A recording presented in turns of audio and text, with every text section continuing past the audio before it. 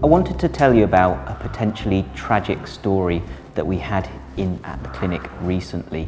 A few weeks ago, a gentleman named Rob was doing his recycling over the road from us here at the clinic when he noticed a rustling coming from inside a small cardboard box.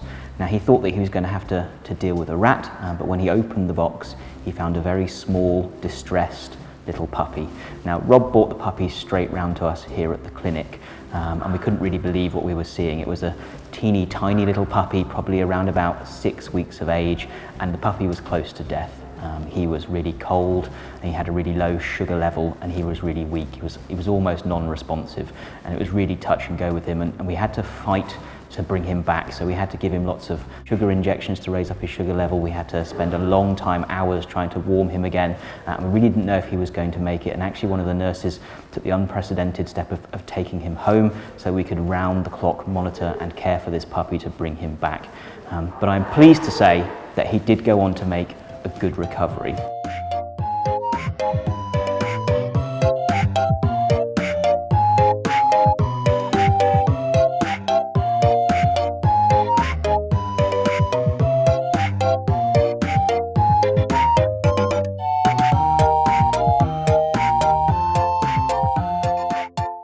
And here he is now. Now, we tried to come up with a name for him, but really the only thing that stuck is Binny the bin dog, because he was abandoned in a bin.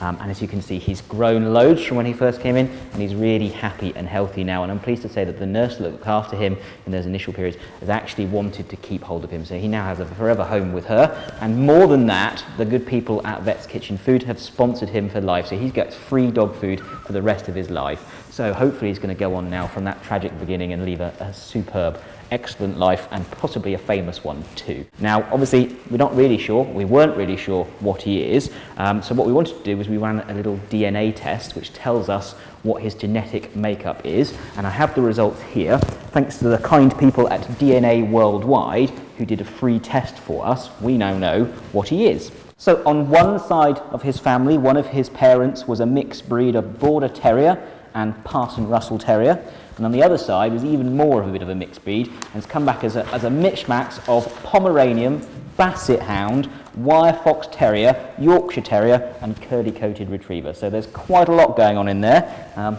that's why he's a bit of a mishmash, a bit of a licorice all sort, but he's doing really, really well. The last thing that we wanted to talk about really was just about what you can do if you find yourself in a scenario where you've got a dog that you don't want anymore, or really to encourage a bit more responsibility in pet ownership. So, you know, if you're not going to breed from your animal, if you don't want the puppies, it's now really cheap.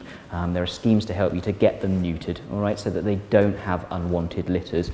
And if you do end up with puppies, there are charities out there that can help you, that can try and foster them, that can try and rehome them. There should never be any need to abandon a dog or any animal, you know, to survive on its own. And it's so lucky that Rob found him that day, because an hour or two more and he would not be here to tell his story.